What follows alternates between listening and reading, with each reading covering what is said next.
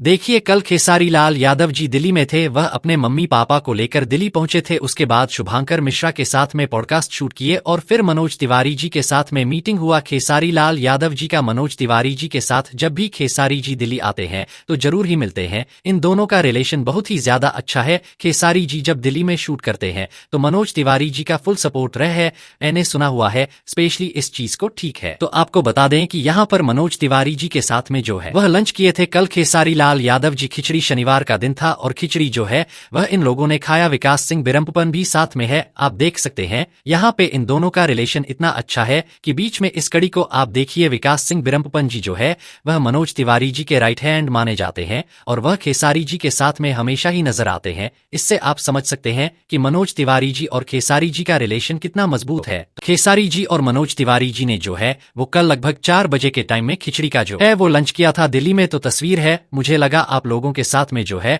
वो अपने चैनल के माध्यम से मैं जरूर ही पोस्ट करूं और आपको बताऊं इस तस्वीर के बारे में। सो आपको अगर ये अपडेट पसंद आया तो लाइक शेयर जरूर करिएगा और खिचड़ी खाना आप भी पसंद करते हैं क्या, कमेंट करिए। Thank you.